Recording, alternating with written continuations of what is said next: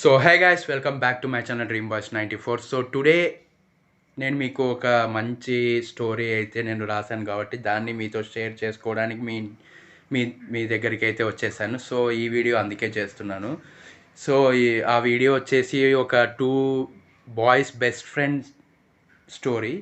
So ఈ story వింటే మీకు కూడా మీ బెస్ట్ ఫ్రెండ్స్ ఎవరైనా ఉంటే వాళ్ళకి ఈ వీడియో షేర్ చేయండి. సో ఇంక లేట్ చేయకోకుండా వీడియోలోకి అయితే వెళ్ళిపోదాం. ఈ వీడియో పేరు వచ్చేసి the two best friends. So open చేయగానే మనకైతే బెంగళూరులో ఒక టూ ఫ్యామిలీస్ అయితే ఉంటాయి. వాళ్ళిద్దరూ ఆ టూ ఫ్యామిలీస్ వచ్చేసి బాగా మంచి ఫ్రెండ్షిప్ క్రియేట్ చేసుకుంటారు, అంతా బాగుంటారు. వాళ్ళ పిల్లలే ఈ హీరో సాగర్ అండ్ రవి. వీళ్ళిద్దరూ చాలా చిన్నప్పటి నుంచి అన్ని చిన్నప్పటి నుంచి వీళ్ళ ఎల్కేజీ నుంచి ఇంటర్ వరకు ఒకటే స్కూల్ వరకు చదువుకుంటారు, అండ్ ఇంటర్కి వచ్చాక ఒకటే కాలేజ్లో చదువుకుంటారు. అలా వచ్చేసి వీళ్ళ లైఫ్ అయితే మూవ్ ఆన్ అవుతూ ఉంటుంది. ఒకరోజు వచ్చేసి వీళ్ళ లైఫ్లో మనకి ఒక ఇన్సిడెంట్ అయితే జరుగుతుంది. ఆ ఇన్సిడెంట్ ఏంటి అంటే నేను ఇప్పుడు మీకు చెప్తాను. ఆ ఇన్సిడెంట్ వచ్చేసి ఒకరోజు సాగర్ అయితే ఇంకా కాలేజ్కి అయితే వచ్చిండాడు. సో ఇంకొక పిల్లోడు ఉంటాడు, అతని పేరు వచ్చేసి విరాజ్. సో ఆ అబ్బాయి వచ్చేసి ఈ అబ్బాయి ఇంకొక మన రవి ఇద్దరు కలిసి కాలేజ్కి అయితే వచ్చింటారు.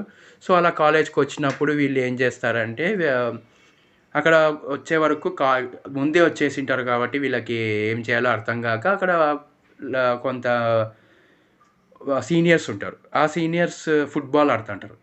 ఆ ఫుట్బాల్ వీళ్ళు కూడా ఆడతాం, మేము కూడా ఆడచ్చా మీతో అంటే వాళ్ళు ఒప్పుకోరు. ఎందుకు ఒప్పుకోరంటే వీళ్ళు జూనియర్స్, వాళ్ళు సీనియర్స్. సో వీళ్ళు సీనియర్ జూనియర్తో ఆడేది ఉండకూడదు, కానీ సీనియర్స్ అయితే ఆడొచ్చు అని వాళ్ళు రూల్ పెట్టుకుంటారు. సో వీళ్ళు అడుగుతానే లేదు అంటారు. మేమెందుకు ఆడకూడదని వీళ్ళు ఎక్కువగా గొడవ చేస్తారు. సో చేయగానే వాళ్ళ కోపం వచ్చేసి సీనియర్స్ అంటే తెలిసిందే కదా, సో వాంచి పడేస్తారు వీళ్ళని. సో అందుకు ఇంకా అంటే ఎక్కువగా రవినే కొడతారు. వాడికి తక్కువ తగులుతాయి, వీనికే ఎక్కువ తగులుతాయి కాబట్టి వాడు కొట్టినందుకు భయపడిపోతాడు. ఎవరు విరాజ్ అయితే తెలుసు, ఎందుకంటే ఈ రవిని కొడితే చాలా భయంకరంగా ఉంటుంది, వాడు ఇన్వాల్వ్ అవుతాడు. వాడు ఇన్వాల్వ్ అయితే సురేష్ ఇన్వాల్వ్ అయితే చాలా భయంకరంగా ఉంటుంది. సో అందుకనే వాడు ఏం చేస్తాడంటే ఎలా ఇప్పుడు అని చెప్పి వాడినైతే లేపి సారీ అని చెప్పి, మీ కథ ఇప్పుడు కాదు, మేము మళ్ళీ చెప్తాము, మా వాళ్ళు వచ్చినాక చెప్తామంటే పిలుచుకొని రాపోండి, ఎవరిని పిలుచుకొస్తారో ఏమంటారో మేము చూస్తాము, ఎవరు మమ్మల్ని వచ్చి కొట్టే వాళ్ళు ఉన్నారో మేము చూస్తామని వాళ్ళైతే చెప్తారు. అలా చెప్పగానే వీళ్ళైతే ఏంటిది ఇలా జరిగిందని పోయి వీళ్ళు అయితే అక్కడ కూర్చొని వాడైతే బ్లడ్ అంతా తుడుస్తూ ఉంటాడు. అలా తుడుస్తున్నప్పుడు వీడు ఒక మాట అంటాడు, ఎవరు రవిని వీడు అంటాడు, ఫ్రెండ్ విరాజ్, రే ఏంట్రా ఇది, ఎవరిని కొట్టకూడదు, నిన్నే కొట్టాడు, ఇప్పుడు ఇది సురేష్కి తెలిస్తే చాలా భయంకరంగా ఉంటుంది, ఏం చేయాలో అర్థం కాదు కదా, ఇప్పుడు ఎట్లా మనం వాడికి తెలియకోకుండా ఎట్లా మెయింటైన్ చేద్దాం, ఈ దెబ్బలు బయట పెట్టేస్తాయి, వాడిని చూస్తానే ఏమైంది, చిన్న స్కార్ పడితేనే వాడు తట్టుకోలేడు, అలాంటిది ఇలా జరిగిందంటే వాడు ఏమంటాడో ఏమో, ఎలా రియాక్ట్ అవుతాడో తలుచుకుంటే భయం అవుతుందంటే, నువ్వేం టెన్షన్ పడద్దురా, నేను చూసుకుంటాను, ఏదో ఫుట్బాల్ ఆడుతుంటే కింద పడినానని చెప్తాను, వాడు నమ్మేస్తాడులే అంటే, చాలా కష్టం రా, ఎలా నమ్మించాలో వానికి అర్థం కావడం లేదు నాకు, నువ్వు ఎలా ఏం చేస్తావో ఏమంటే నీకెందుకు, నేను చూసుకుంటాను, నువ్వేం టెన్షన్ పడద్దు అని చెప్పి వాడు రవి విరాజ్తో అయితే చెప్తాడు. సో ఇంకా ఊరికే అయిపోతారు. ఆ తర్వాత అయితే ఊరికే అయిపోయి వెనక్కి తిరుగుతారు. ఎవరు విరాజ్ వెనక్కి తిరుగుతాను, అతను ఆల్రెడీ వినేసింటాడంతా. మన హీరో సురేష్ అయితే వినేసింటాడు. సో అలా వినేసిన తర్వాత ఏం జరుగుతుందంటే అతను ఏంటి అని ఇంకా, ఓ మై గాడ్, ఎవరైతే వినకూడదు వాళ్ళే వినేశారా రవి అంటే, ఏమంటున్నావురా అంటే, వెనక్కి చూడు ఒకసారి అంటాడు. చూస్తే అక్కడ వెనకల మన సురేష్ అయితే ఉంటాడు. ఓ నో, ఇప్పుడు ఎలా చేసేది అని వీడు రవి ఎంత పిలిచినా కూడా తను పట్టించుకోడు. అట్లే బైక్ తీసుకొని వెళ్ళిపోతాడు. వెళ్ళిపోయి గ్రౌండ్ పక్కన ఉంటుంది కాబట్టి గ్రౌండ్కి అయితే వెళ్ళిపోతాడు. అలా గ్రౌండ్కి వెళ్ళిపోయిన తర్వాత అతను పోయి అందరినీ బాగా చాలా వైలెంట్గా కొడతాడు. అందరినీ, సీనియర్స్ కదా, చాలా వైలెంట్గా కొడతారు. అందుకు సీనియర్స్ని బాగా కొట్టి కోపంతో ఫ్రెండ్ని కొట్టారని చెప్పి ఆలోచించుకోకుండా సీనియర్స్ని కొట్టేసింటాడు. అలా కొట్టేసిన తర్వాత వాళ్ళైతే వాళ్ళ అమ్మ, నాన్న వాళ్ళైతే సీనియర్స్‌ని సీనియర్స్ వాళ్ళ అమ్మ, నాన్న వాళ్ళందరూ వచ్చి ప్రిన్సిపాల్‌కి కంప్లెయింట్ చేస్తారు. ఆ ప్రిన్సిపాల్ వచ్చి సురేష్ వాళ్ళ అమ్మ, నాన్నకి, అలాగే రవి వాళ్ళ అమ్మ, నాన్నకి, అలాగే విరాజ్ వాళ్ళ అమ్మ, నాన్నకి అందరికీ వచ్చి ప్రిన్సిపాల్‌ని కలవండి అని చెప్పి మెసేజ్ అయితే పెడతారు కాలేజ్ వాళ్ళు. సో, అది చూసి వీళ్ళందరూ వస్తారు. అండ్ సురేష్ వాళ్ళ నాన్నకైతే అర్థమైపోయి ఉంటుంది. ఏదో గొడవ జరిగి ఉంటుంది. తన ఫ్రెండ్‌ని ఏమన్నా అని ఉంటారు, వీడు కొట్టింటాడు, అదే ఉంటుంది అని వాళ్ళ వైఫ్‌తో చెప్తాడు. అవునా అండి అని వాళ్ళైతే కాలేజ్‌కైతే వస్తారు. వచ్చిన తర్వాత వాళ్ళైతే ఇదంతా అని చెప్తారు. ప్రిన్సిపల్ ఏం జరిగింది అంతా చెప్తాను. ఇట్లా గొడవ పడినాడు, సీనియర్స్‌ని కొట్టాడు అని అంటూనే ఇతను తెలుసు సార్. మీరు ఎప్పుడైతే మెసేజ్ పెట్టారో ఇక్కడికి రమ్మని చెప్పి నాకు అప్పుడే అర్థమైంది. సో, ఏం పర్వాలేదు, ఇంకోసారి ఇలా రిపీట్ కాకోకుండా నేను చూసుకుంటాను. అండ్ వాళ్ళకు కూడా సారీ చెప్తాడు. నా కొడుకు తరఫున నేను సారీ చెప్తున్నాను. మమ్మల్ని క్షమించండి. ఇంకోసారి ఇది జరగకోకుండా చూసుకుంటాం మేమని చెప్పి వాళ్ళ అమ్మ, వాళ్ళ నాన్న అందరూ చెప్పేసరికి వాళ్ళు కూడా తప్పు వీళ్ళదే ఉందిలే అని వాళ్ళు అయిపోయి వెళ్ళిపోతారు. సరే, ఇట్స్ ఓకే, నో ప్రాబ్లం అని చెప్పి వెళ్ళిపోతే వీళ్ళు కూడా సరే సార్ మేము వెళ్ళేసి వస్తామని ప్రిన్సిపాల్కి చెప్తారు. చెప్పగానే okay you can go now అంటారు. మీరు క్లాస్కి వెళ్ళండి, మీ పేరెంట్స్ని ఇంటికి వెళ్ళమని చెప్పండి అంటే సరే సార్ అని వాళ్ళైతే క్లాస్కి వెళ్తారు, వాళ్ళ ఇంటికి వెళ్తారు. ఆ తర్వాత కొన్ని రోజుల తర్వాత అతనికి అయితే ఒక జాబ్ ఇంటర్వ్యూ అయితే వస్తుంది రవికి. ఆ రవి జాబ్ ఇంటర్వ్యూ వస్తేనే అతను ఏం చేస్తాడు, వెళ్ళాలని ఇతను చెప్తే పంపించాడని చెప్పి ఇతను వేరే పని మీద, వాళ్ళ నాన్న వేరే పని మీద పంపిస్తాడు సురేష్ని. పంపించినప్పుడు ఇతనైతే అక్కడికి సురేష్ని వేరే చోటుకు వెళ్ళిపోయినప్పుడు ఇతను ఏం చేస్తాడు, అప్పుడు ఇతను రవి అయితే వెళ్ళిపోతాడు. అది వచ్చేసి హైదరాబాద్లో ఉంటుంది. సో, అక్కడికి అయితే వెళ్ళిపోయి అక్కడైతే జాబ్ ఒక 3-4 అటెండ్ అవుతాడు ఇంటర్వ్యూస్కి. అటెండ్ అయిన తర్వాత అతనైతే జాబ్ అయితే వచ్చిండదు. సో, అందుకు ఇంకా తిరిగి వచ్చేయాలని అనుకుంటాడు. అండ్ అంత లోపల ఇతను వచ్చేసింటాడు ఊరి నుంచి. ఆ పని అయితే చెప్పిండేదైతే పూర్తి చేసుకొని వచ్చి ఇంటికి వచ్చేసింటాడు. వచ్చి అడుగుతాడు, ఏం లేదురా, ఇట్లా జాబ్ ఒక ఇంటర్వ్యూ వచ్చింది, అందుకు వెళ్ళాడు, నీకు చెప్పమని చెప్పాడు, అర్జెంటుగా వచ్చింది. సో, ఇంక నీకు చెప్తామండి, నీ ఫోన్ స్విచ్ ఆఫ్లో ఉండింది, అందుకు ఇంక నేనే పంపించానంటే అవునా సరేలే అని పొద్దున వస్తాడు మాట్లాడుతులే అని అంటే వాళ్ళ నాన్న సరే నాన్న అని ఇతనైతే పడుకుంటాడు. సురేష్ ఆ ఫ్రెండ్ కోసం వెయిట్ చేసుకుంటే అట్లే నిద్రపోతాడు. పొద్దున అయితేనే వాడు వచ్చి లేపుతాడు రవి. వచ్చి లేపుతానే వచ్చి వాళ్ళ నాన్న లేపుతాడు. ఏంటి నాన్న ఇంత పొద్దున్నే లేపుతున్నారు అంటే మనం బయటికి వెళ్ళాలి రారా అంట. ఏంటి నాన్న ఎందుకు అంటాడు. నువ్వు రా చెప్తానని అతను రెడీ అయ్యిరా తొందరగా, ఫేస్ వాష్ చేసుకొని రా అంటాడు. ఏమైంది నాన్నకి ఇంత సీరియస్గా ఉన్నాడని చెప్పి అతనైతే వెళ్తాడు. అప్పటికే 4 days అయిపోయి ఉంటుంది. ఎందుకంటే నైటే వస్తానని చెప్పింటాడు కానీ అతనైతే వచ్చింటాడు. రోజు అడుగుతుంటాడు ఇతను 4 days అని చెప్పుకుంటా అతను లేట్ అయింది అని చెప్పింటాడు. అట్లా అయిపోయాక అతనైతే వచ్చేస్తాడు ఇంకా.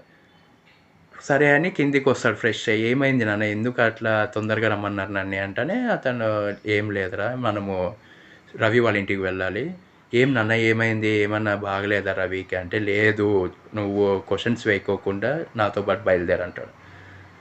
సరే నాన్న అంటాడు. ఇంటికి పోతారు. అక్కడికైతే వాళ్ళ ఇంటికి వెళ్తానే అక్కడ అంతా చాలామంది ఉంటారు. ఏమైంది నాన్న ఇంతమంది ఉన్నారంటే లోపలికి వెళ్ళి చూడు నువ్వే, నేను బండి పెట్టేసి వస్తాను అనగానే లోపలికి వెళ్ళి చూస్తాడు. చూస్తే రవి చనిపోయి ఉంటాడు. అతనికి ఏం మాటలు రావు, ఉన్నట్టుండి అతను మూగతను అయిపోతాడు. అంటే మాటలు రాకోకుండా అలాగే ఉండి ఎక్కడైతే నిలబడి ఉంటాడో అక్కడే అలాగే పడిపోతాడు అతను. పడిపోయి ఇంక ఏమీ మాట్లాడ్డు అసలు. వాళ్ళు ఎంత పిలుస్తున్నా, వాళ్ళ అమ్మ నాన్న ఎంత పిలుస్తున్నా, రవి వాళ్ళ అమ్మ నాన్న ఎంత పిలుస్తున్నా ఏం మాట్లాడి ఏమీ చేయడు. ఏం చెప్పినా కూడా పలకడు, చేయడు. షాక్లోకి వెళ్ళిపోయి ఉంటాడు. ఎందుకంటే బెస్ట్ ఫ్రెండ్, చిన్నప్పటి నుంచి కలిసే ఉంటారు కాబట్టి ఒంటరిగా ఎలా ఉండాలో తెలియదు, నేర్పించిండారు. అతను లేకోకుండా ఎలా ఉండాలో తెలియదు అని నేర్పించింటారు కాబట్టి అతనికి అర్థం కాదు ఏం చేయాలో అని. అలా చనిపోయినాడు. ఒకసారి చనిపోయినాడు అంటేనే అతను ఫుల్లీ లోన్లీ అయిపోయి ఉంటాడు. అలా ఫీల్ అయిపోయి అట్లే కూర్చొని అదే ఆలోచించుకుంటూ అతని మొహమే చూసుకుంటూ అట్లే ఉండిపోతాడు. సో, ఏంటిది ఇంతగా జరిగింది, ఇట్లా జరగకూడదే అని అతను అలాగే ఆలోచించుకుంటుంటే జరగాల్సిన కార్యక్రమాలన్నీ జరిపించి ఇంకా వెళ్దాం రారా అంటాడు. నేను రాను నాన్న, నేను ఇక్కడే ఉంటాను, నాకు ఇంతవరకు చిన్నప్పటి నుంచి కలిసే పెరిగాం, కలిసే తిన్నాం, కలిసే పడుకున్నాం, ఏదైనా కూడా కలిసే షేర్ చేసుకున్నాం. ఇప్పుడు వాడు లేకోకుండా ఎలా ఉండాలో నాకే నేర్చుకోలేదు నాన్న నేను. వాడు లేకోకుండా ఉండలేను. అందుకే నేను ఈ ఇంట్లోనే ఉంటాను అండ్ వీళ్ళతోనే ఉంటాను. అదెలా కుదురుతుందిరా? అలా చేయకూడదు. వచ్చేసేయి, నువ్వు ఇంటికి వచ్చేసేయి. మళ్ళీ వాళ్ళు కూడా మనతో పాటే ఉంటారు ఇప్పటి నుంచి అంటే, లేదు నాన్న, నేను ఇక్కడి నుంచి రాలేను, మీరైతే వెళ్ళండి, నేను తర్వాత వస్తాను అంటాడు. సరే అని వాళ్ళైతే వెళ్ళిపోతారు. ఇంకా ఇతనైతే వెయిట్ చేస్తూ ఉంటాడు. ఇండ్లంతా తిరుగుతాడు. అతని బుక్స్ అవన్నీ ఉంటాయి. సో ఆ తర్వాత వచ్చేసి అతనైతే ఇంకా అప్పటి నుంచి ఇంకా చాలా రోజులు అయిపోతుంది, కానీ తనైతే మర్చిపోడు వాళ్ళ ఫ్రెండ్ని. అండ్ తన ఇంట్లో ఉండేటివి, తను వాడిన డ్రెస్సులు కానీ, తను వాడిన తన ఫొటోస్ కానీ, తన డ్రెస్సులు కానీ, అండ్ తన లాకెట్ కానీ, ఇవన్నీ తీసుకొని తను కూడా వేసుకోవడం జరుగుతుంది మన సురేష్ కూడా. సో రవి లేకోకుండా అయితే తను ఉండలేకపోతుంటాడు. ఏం జరిగేలో అర్థం కాదు తనకి. అండ్ జాబ్స్ ఎన్ని వచ్చినా కూడా పోడు తను. ఎందుకు ఇలా చేస్తున్నావురా అని వాళ్ళ నాన్న మాట్లాడితే, నాన్న నేను ఒక డెసిషన్ తీసుకున్నాను. ఫ్రెండ్ ఇలా చనిపోయాడు కదా, నేను ఒంటరి వాడిని అయిపోయాను. ఫ్రెండ్ బాగలేక చనిపోయాడు కాబట్టి, వాడు కోవిడ్తో చనిపోయాడు కాబట్టి, చాలామంది చాలా ఫ్రెండ్స్ని అయితే కోల్పోయి ఉంటారు. అది అమ్మాయి అయినా కావచ్చు, అబ్బాయి అయినా కావచ్చు, ఎవరైనా కావచ్చు, అమ్మాయినా నాన్నైనా ఎవరైనా కావచ్చు. ఇలా పోగొట్టుకొని చాలా చేపియలేక, చూసుకోలేక, సరిగ్గా ట్రీట్మెంట్ ఇప్పియలేక, ప్లేసులు దొరకక ఇలా చనిపోయిన వాళ్ళు చాలామంది ఉంటారు. సో వాళ్ళు ఎంతోమందిని కోల్పోయి ఉంటారు. వాళ్ళకి కావాల్సిన వాళ్ళని కూడా కోల్పోయి ఉంటారు. కాబట్టి నేను ఒక నిర్ణయం తీసుకున్నాను. అలాంటి వాళ్ళని అందరినీ నేనే ట్రీట్మెంట్ ఇప్పిస్తాను, నేనే చూసుకుంటాను. నేను ఒక ఆర్ఫనేజ్ అయితే రవి పేరు మీద ఓపెన్ చేయాలనుకుంటున్నాను. అందులో ప్రతి ఒక్క పిల్లోడిని, అమ్మాయిని నేనే చదివిస్తాను. అండ్ ఎవరైతే కోవిడే కాదు, ఏ డిసీజ్ వచ్చినా, ఏది వచ్చినా, హార్ట్ ప్రాబ్లం వచ్చినా, ఏమొచ్చినా నేనే చూసుకొని నేను సంపాదించే డబ్బుతోనే వాళ్ళకి ట్రీట్మెంట్ చేపిస్తాను. ఇంక ఎవరు ఫ్రెండ్ చనిపోకోకుండా, ట్రీట్మెంట్ దొరక్కోకుండా చనిపోకోకుండా నేను అలా జరగనివ్వను. అందరికీ ట్రీట్మెంట్ అందుతుంది. ఏ ఫ్రెండ్ని, బెస్ట్ ఫ్రెండ్ని కోల్పోరు.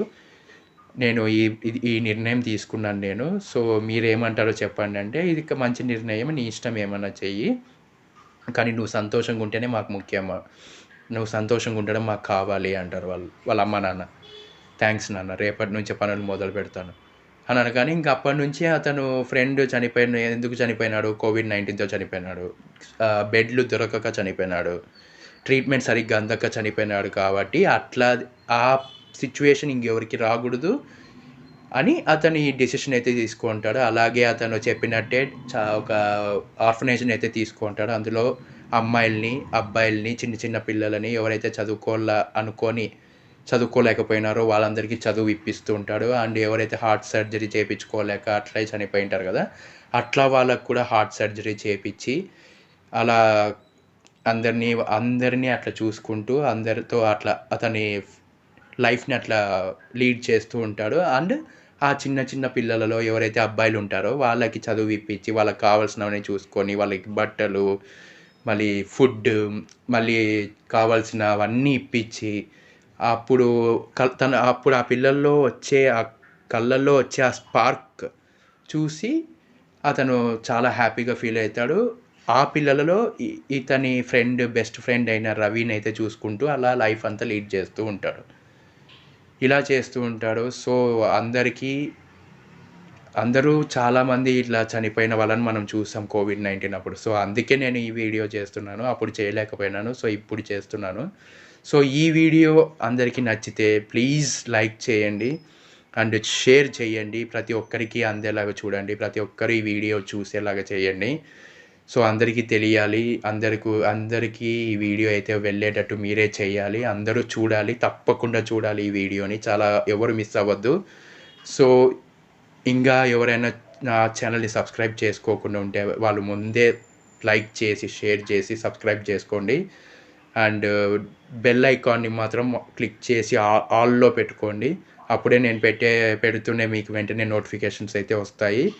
So please guys, please support me and my channel Dream Boys 94, and don't forget to hit the bell icon and subscribe to my channel Dream Boys 94. So please guys, please support me. మీరు అందరూ చూస్తున్నారు కానీ support అయితే చేయడం లేదు, subscribe కూడా చేసుకోవడం లేదు, కామెంట్ కూడా చేయడం లేదు. ఇలాంటి వీడియోస్ ఇంకా కావాలంటే కూడా కామెంట్ చేయండి.